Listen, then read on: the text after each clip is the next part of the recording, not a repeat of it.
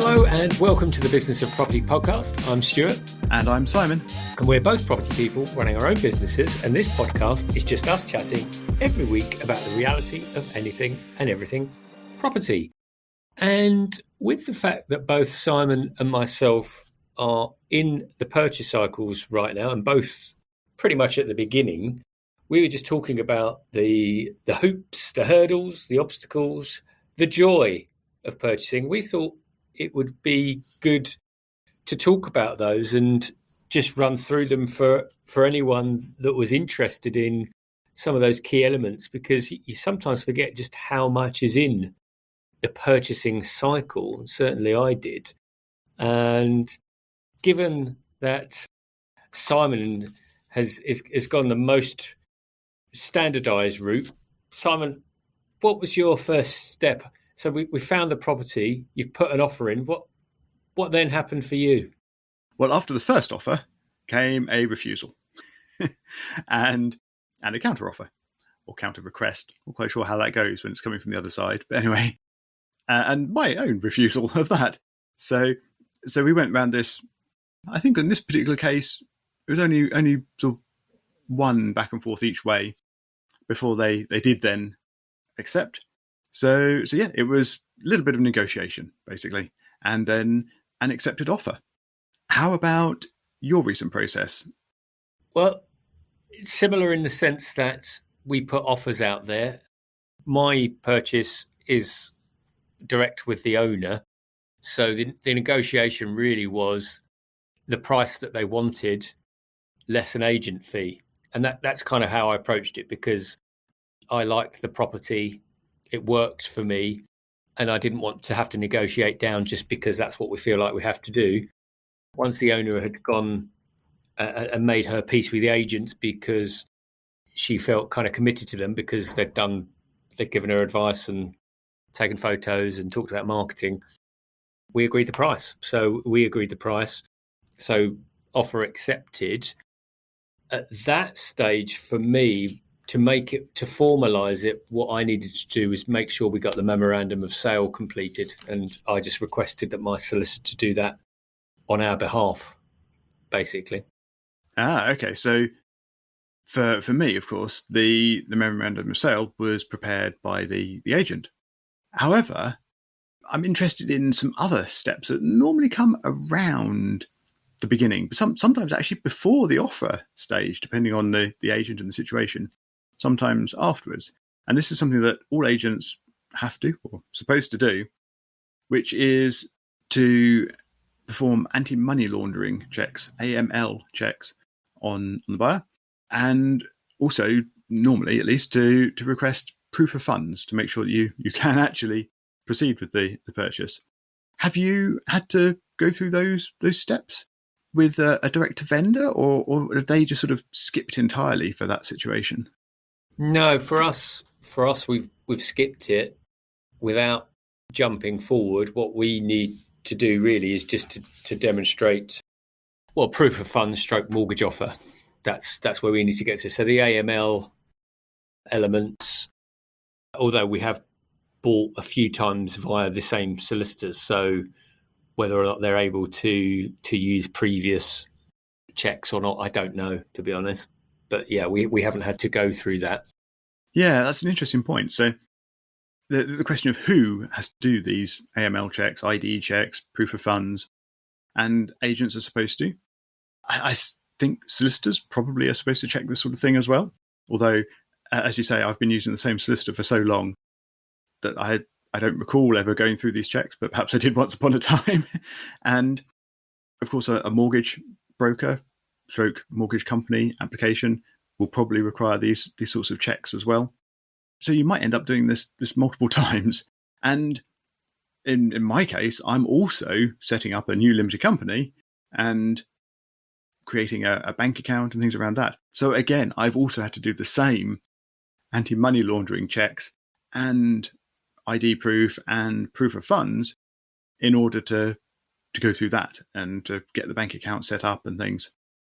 So there's quite a lot of hoops and things to potentially go through right at the beginning before you really get started at all.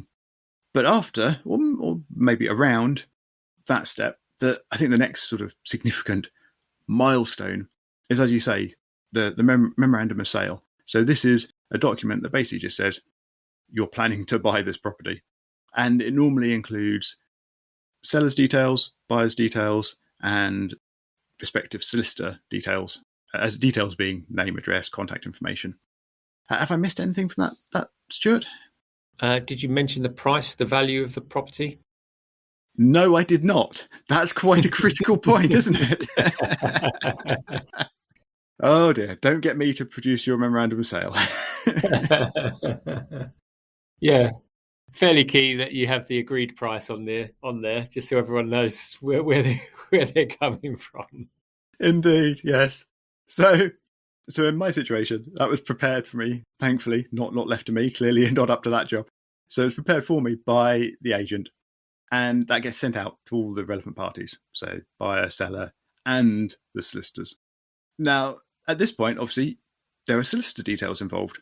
So you have to have provided a solicitor or named a solicitor, which means at some point in advance of that, you're going to have talked to a solicitor and worked out who you're using, perhaps agreed on a price and things like that. In my case, I've been using the same solicitor for a long time, and slightly cheekily, I actually gave their details to the agent before I'd spoken to the solicitor to ask if this was okay. But thankfully, I checked straight afterwards and it was all fine. But those details then go out. Now, we're sort of comparing this to your direct-to-vendor situation. So you've got no agent to produce this. So you said your solicitor actually produced the memorandum of sale and then shared it with all parties. Yeah, it's as simple as that. Yeah, they just put all the required information on it and shared it with them. Cool. Nice and straightforward. So what came next for you? So after that, for us, was drawing up the keys undertaking document. I don't want to get distracted onto that, but yes. So perhaps I should have said what comes next in a standard process. Yeah. Well, in a standard process, I mean, typically, from a buying perspective, we need to have our funds in place. So whether we've got the total funds to buy or a mortgage offer.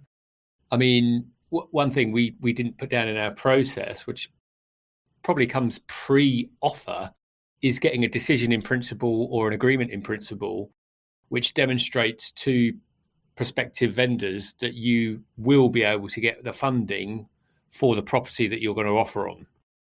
This is another interesting point, because along with being slack with my solicitor checks, I've also been slack with this step as well. So I've always spoken to a broker in advance and sort of discussed the ideas, but I don't think I've ever actually gone into an offer with an agreement in principle on a mortgage in place. I've always just gone in the sort of expectation from knowledge and speaking to a broker and my own knowledge of how the calculations work and things, that there'll be a mortgage forthcoming.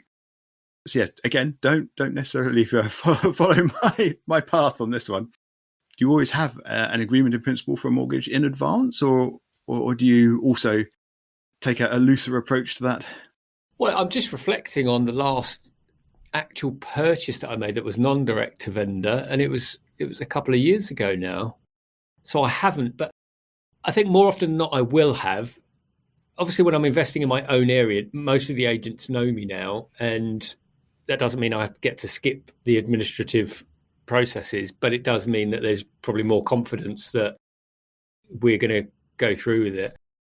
The truth is, I haven't had to ask for one for a long time, but I do know in terms of the research and the work that we're doing in the Northwest area, that is key at the moment, is to have this AIP/DIP in place, because they just won't even entertain a viewing now unless you have that / proof of funds.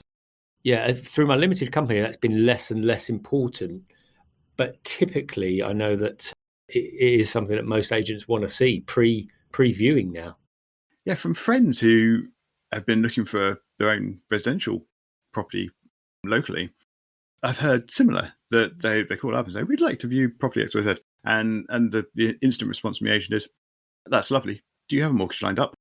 And if the answer is no, they say, well, no, very sorry, but go sort that out first and then come back and we'll show you some houses.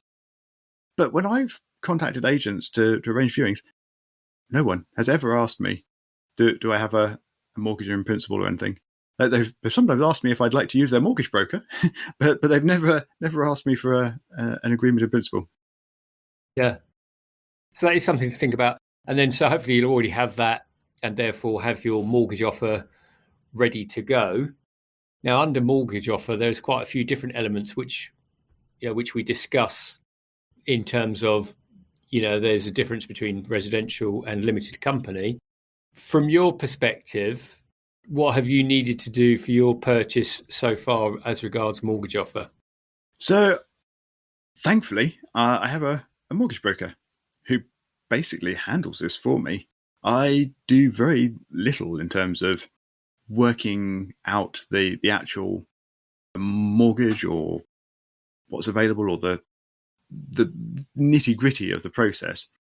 So I send my mortgage broker the property details, the agreed price, obviously, and they come back to me and say, we recommend this, but you might also want to consider this and this as different sort of mortgage options.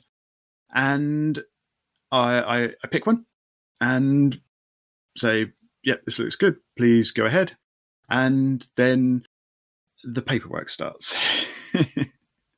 So this particular purchase I'm going through has worked slightly differently because I've also been doing a couple of remortgages.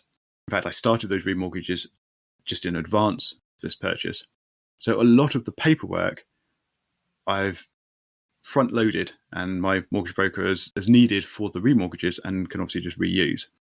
But I know from the past that the paperwork has often been a little bit later in the normal process. So there's lots of paperwork involved in a mortgage application. Do you want to kick us off with the first one on our list, Stuart? Yeah, sure. So we've got admin fee and valuation fees. So one of the banes of my life, and for further advances as well.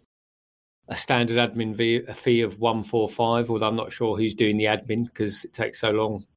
Right now, I'm told it's 6 weeks for a certain bank to look at the forms that they request me to fill in. 6 weeks before they even look at it, let alone process it. So you've got the admin fee. I typically pay around £145, but they're HMO products. And then, your mortgage fee to the bank could be whatever number they like that particular day. Once those forms are filled in, and it's important to remember that from my perspective, nothing happens until you've paid the bank, until they've got your forms and until you've paid them for the valuation fee and their admin fee. Nothing is going to happen. This is my experience typically.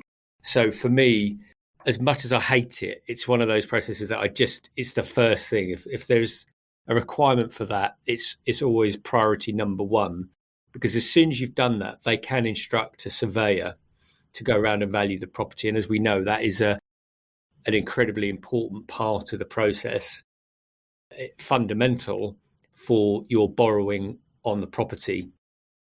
And so for that valuation is key. So once we've filled out those forms, paid the fees, we're waiting for the valuation. In the meantime, I don't know if you had anything further on that from your experience. Looking at standard buy-to-let mortgages, there tend to be fewer fees, I think, although again, it depends on the mortgage product, so it's not 100%.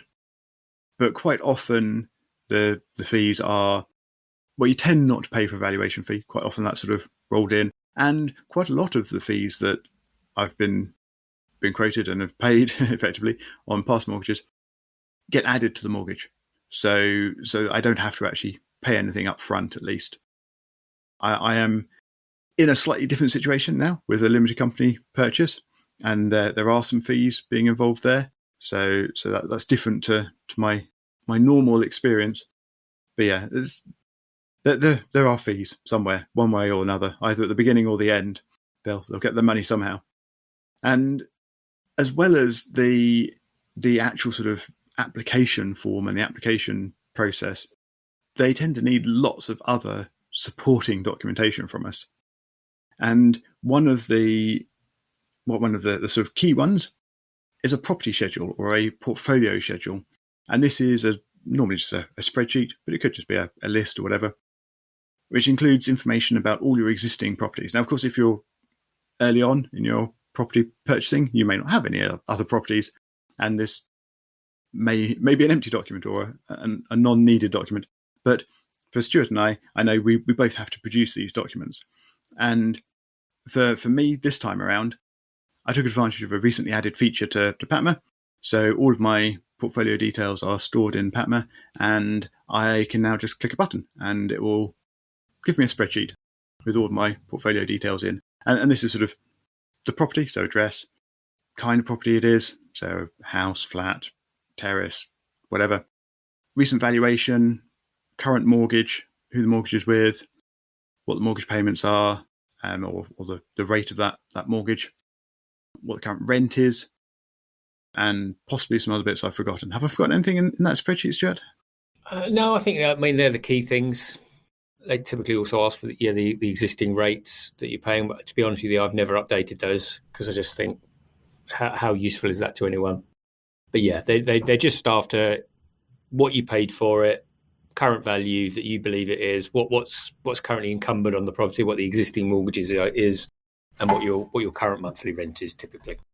Yeah, I think I remember to cover most of those at least. So yeah, so what are the documents they tend to ask for from you? Well, yeah, we've talked about this, the business plan. So particularly if you're buying in a limited company, and whether or not it's related to HMO, I don't know. But for me, always been asked for a business plan for what we're doing repeatedly. So, and that typically is essentially what you are planning to do in the next 12 to 24 months. And for me, that hasn't changed. So what your sort of growth criteria is, I'm not entirely sure what the rationale is behind it, to be honest. I've often thought, why do they ask me this? I mean, they do ask around what your future lending requirements might be, but it's never come back to me as, okay, well, given your plans, why don't we look at X, Y? It's just it's one of these pieces of documentation that I feel is to be created by someone for a very good reason, but as it drops through the chain, you just get given it as this is what you have to do, and no one really knows why, other than demonstrating that you are maybe a business. So maybe it's just to support that you are thinking of this as a business, that you've got a strategy, you've got a plan, and you've got a target. But other than that, I don't know. So business plan, yeah, is something that we have to do a lot as well in my company. You have other HMO specific paperwork that they tend to ask for as well, don't you? Yes. If it's further advanced, for example, or a specific purchase now, they're getting very hot on HMO licenses, planning approvals, particularly relevant in Article 4 areas. And of course, don't forget, even if it's not related to HMO, if there has been any building works at the property, they'll want to see building regs, or, as I've had to experience in the last year, an excruciating amount of certificate of lawfulnesses that I have to pay for, even on properties that existing banks have lent on for 5 years. They're now asking for these things when you think, well, you've lent on it for 5 years. But anyway, so anything like that supports the property in the use that it is. For example, property I've got, an HMO 5-bed, has a kind of like a single skin extension on the back, double story, where a new bathroom was put in, kitchen is extended, and so on. And they wanted to prove the use for that. I even contacted the previous owner who I bought off in 2015, and this is quite recent. And you can imagine he was quite surprised that I called him 7 years later. And I just said, look, I'm just asking. I thought, because again, I had quite a few conversations with him pre-purchase. I said, like, just on the outside chance, have you got anything documentation? He's like, bloody hell, Stuart. He said that was done 20 years before I bought it, as in, himself. So, the works was 30, 40 years old, but the bank still wanted something. So I then had to go through council and get a certificate of lawfulness. So, yeah. Yes. Long lost paperwork there. Yeah. So there's all of that. And then limited company, which you'll soon be buying through, you also need your tax returns, And in my experience, they want to see, at least the last year's full set of accounts. Sometimes they've asked for the last 2 full sets of accounts, so they also need to be submitted to the bank. So certainly in a limited company now, there is a lot of documentation. I can refer to even further advances now through a limited company. The amount of attachments I get are 4 or 5 of forms to fill in and then respond with. So that's all just related to the mortgage element. It's going to be half a day's work just there. Yeah, quite. I mean, you mentioned company tax returns, but buying in personal name, or indeed mortgaging in a personal name, should I say. And I think also for your first limited company mortgage, I've had to provide personal tax returns for the last few years, or at least personal tax calculations for the last few years, so they can see income and where that's coming from and things. But they've also asked for bank statements as well. Recent bank statements, not to show the proof of funds element, but to show income and to make sure that there is still money flowing through my bank accounts and I'm not about to go bust or anything. So I think they are looking to ensure that there is income available from rent or from other employment or business activities or whatever as part of the process of providing a mortgage. I don't know how much of that is really going to be involved in my limited company mortgage application, because as I said, I provided quite a lot of this as part of the remortgage application processes, which were in personal names. And then my mortgage broker is reusing the bits that he needs to do the limited company one. So I'm not too sure if all of that's going to the limited company application. But I think that's probably it for the mortgage application side of things. So what's next in the rest of the conveyancing process? Yeah, well, typically, and it depends when it happens. I mean, I've got my solicitor asks me for a small fee for the searches on day one. Yep, same here. Which is good because it means they're being proactive. But so you've got all of the searches. So the world famous radon search, whatever they say, flood risk, environmental, all of the above. Yeah, we could digress onto the fact that this doesn't change for centuries, yet we run it every time we buy a property. But you've also got the fixtures and fittings report, which, I mean, I've seen a few of those recently for properties that I'm looking at in auction, and they look just exactly how I fill them in, because I don't think anyone wants to fill these in, even though it's quite important when you're selling a property, given the values that are involved. Yeah, I can always sense that someone's just just ticking through it as quickly as possible, doing the bare minimum, non-applicable. Yeah, and I don't know how many of us really look, although I have looked recently because I was just quite interested to know if a property I was buying, if they were going to keep the curtain poles and stuff like that, because I think it's only when you've been bitten by a couple of things that you suddenly realise actually these things are quite important to review. I.e., is there a TV area at the property? Is there, are you leaving a washing machine? Because then if it says yes, then, you've got recourse if there isn't something there. And this was quite an important element to me a little while ago, actually, with a property I bought where actually they'd left lots of rubbish and stuff around the property and on the front lawn. And, within all of these, you've got fixtures and fittings, and then there's another report which just lists what they would be leaving in like washing machines, dryers, or utilities, anything like that.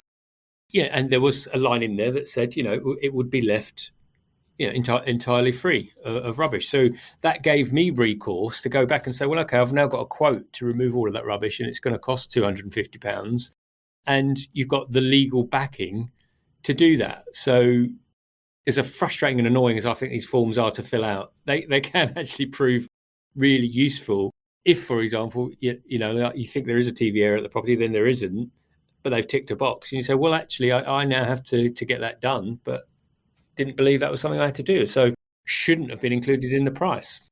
Yeah, exactly. I mean, I view the fixed fittings list as not super important in most cases, but yeah, there are certain elements of it that you definitely need to check. And yeah, the latest one I've received was actually all electronic produced, so there's no hand ticks anywhere. You can't tell how rushed they were when they filled it in. It was all just nice, neatly printed ticks. But yeah, it's clearly just a standard form thing that people have gone through and added one or two comments, but otherwise just ticked yes, it's there, or no, it's not there, or included or not included, shall I say. Just skipping back very slightly to the searches, to give some idea of cost, I think my most recent ones were just under £200. Does that sound about right for searches for you, Stuart? Yeah, I think so. I mean, I think I give the solicitor, I think they request something like £125, £150, but that's just to get them started. So yeah, I think that's the right ballpark. Yeah, it's definitely not going to be covering your solicitor's fees. This is just covering their outlay for the actual searches, which obviously someone else performs, and they have to request from councils and what have you. So after you've got the fixtures and fittings report, you'll probably also receive a title plan and title deed, probably for you to have a read through. And of course, official title deeds will often include covenants, so they might be trying to restrict you from, I don't know, starting a business or building a shed, or covenants can do all sorts of strange things. But it's important to obviously have a read through the title deed and to check that the title plan is as expected. So they'll normally sort of outline your proposed property purchase in some significant colour, so you can see where it is, and you need to make sure that it's actually the right property you're buying. And then you'll probably go quiet for a while you wait for solicitors to exchange bits of paper and other things, and wait for the council to do their searches and stuff like that. And then after some amount of time, you'll receive a big pack of paper or electronic paper, depending on how your solicitor works, to have a long read through. This will include your search results. So as you said, Stuart, the radon search results and other buried treasures that might be in the ground and the surrounding area, and all sorts of things, air quality, and there's loads of stuff that you get in your search results. And the ubiquitous chancel repair fee that often appears, that's related to the village hall that existed in 1605 or something like that. Yep, right. The extra oddities and little bits that have strangely developed over time, and no one's quite been able to nullify or get rid of, even though it's completely pointless now. Yeah, and so along with all of that, you'll get your sales contract, or a draft sales contract anyway, as well. And typically your solicitor will have asked some extra questions and got extra information from the sellers, and they'll send all of that to you. There'll be loads of stuff to read, and you have to take some time and look through that and make sure there's nothing too crazy in there, and it's all as you expected. And then, hopefully, you can start making things go forward. So what's the next step, Stuart? Well, assuming you're happy with the contract, you sign it. I always think it's interesting when we hear about exchange, because you think there's something really complicated, but it is quite simply, the solicitors are exchanging the contracts. They are swapping the contracts to say you have a signed contract and we've got a signed contract. And of course, once you've signed the contract, you are now legally obliged to progress. Well, once the contracts have been exchanged, I should say. So you can sign the contract, but once those contracts are exchanged, as many of us know, that means you are now basically legally bound. And there is an addendum to a story that we had a little while ago about someone's chain that broke down because the mortgage company had pulled out 2 days before completion. We'll come back to that on another episode, and we'll give an update on that, because it's a fairly long update. But it's one of these situations where I've always been really scared. Once we exchange, to think, oh my God, we have to complete. Now, don't get me wrong, you have to. If you've agreed these things, you're going to work to it. But I have been in situations where we haven't been able to complete on the day that was given, and it worked out okay. To be fair, we were only 24 hours late, and whisper it, but the solicitors backdated a couple of things. But typically, there's always a solution, and I've always kind of felt that we're given this exchange and completion, and the world won't change. And I think that's right, because given vagaries of our conveyancing process, you want it to be there. But if there are problems, there are always solutions. But yeah, once exchanged, you really, and you've signed a contract, you're really thinking about the money and making sure the money's in the right place, and that usually means being with the solicitor. Yeah, and of course, in order to exchange, you will have to have given your deposit already to the solicitor, because at that point, at the point of exchange, that money becomes the seller's. And of course, if you did fail to complete, then you lose that deposit, and that's often 10% of the purchase price. But it doesn't have to be; it can be much less than that, or more. I mean, whatever you agree, really, between buyer and seller and solicitors. But that money will typically, well, it'll definitely need to be paid to your solicitor in advance of contract exchange. And when contracts are exchanged, because you are now the legally responsible party for that property, you need to arrange insurance from that point. So buildings insurance. Even though the seller might still be living there, you are actually responsible for that property, and you have to then, as you say, legally complete on it. And of course, if something happens to that property from the point of exchange, it's actually you who would have to rebuild it potentially, because you still have to go through and complete on the purchase. So you need buildings insurance from the point of exchange. So then, after you've exchanged, normally a week, 10 days, 2 weeks perhaps, but it can be any amount of time really, but they're sort of typical amounts of time, you will complete your purchase. There probably won't be any more paperwork to do between these 2 points, because you will have prepared it all in advance of the exchange. That's where all the paperwork has to be done for. But you will have to arrange some more money in between these two. The actual arranging of that hopefully is done way in advance, but it has to actually move and become available to your solicitor in order to pay to your seller. And some of that money will quite often come from a mortgage. So your solicitor will liaise with the bank and the mortgage provider in order to get a lot of those funds. But depending on the deposit you paid and how much that was of the purchase price, you may well obviously have to send some extra money to your solicitor as well. Something to note is that banks, generally speaking, have transfer limits, especially if you're using online internet banking. So you might need to prepare a little in advance. If you need to send larger amounts of money to your solicitor, you often can go into a bank branch. If you need to send large amounts of money at very short notice, go in with some ID and they'll probably be able to charge you a fee and sort out sending that money much faster. But otherwise, you can potentially send it in smaller chunks over a number of days to make that process a little bit easier. So it's one of those that I've been caught out on a couple of times, and it's a really important one actually, because you can get caught out on it. I remember I bought a property at auction, and I think we needed to pay a significant deposit. It was quite, close to 150k, and there was a certain date by which it had to be paid. Now I think I went in early, but I can't remember what the limit was at the time, because it was a few years ago now. But it might have even been £40,000 limit, and I was just going to transfer it. And then I'd worked out the number of days. And I thought, well, that's not going to work, because I've got to do it in 3 days, and I need 4 to transfer all the funds. But as you say, when you can go into a bank, obviously that opportunity is getting less and less to get into banks. Very true.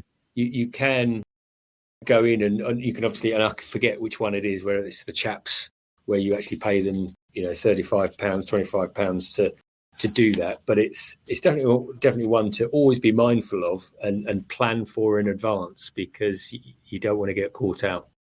No, definitely not. Otherwise, the whole completion bit might fall down. Speaking of which, hopefully you've got your money in the right place. Your mortgage comes through. Your solicitor sorts out everything, and the solicitor at the other side sorts out everything from their end, and you complete. And then hopefully the seller moves out. What's next? Is there another bit? Well, other than actually moving, you need to get the keys, don't you? You need to go and get the keys to be able to get into the house, and that's usually the nice bit of going to collect the keys, because by that point you've had so much stress and tension just to get the keys and know you can move. But as we know, and we've shared on this podcast, it doesn't end there, because sometimes you can get the keys, go to the house, and there might still be people moving out of that house. But typically, once you've got the keys, you are pretty much done. Indeed. And I think that's us done for today as well.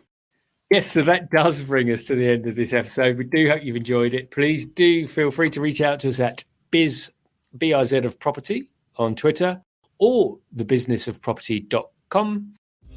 And we'll see you on the next episode.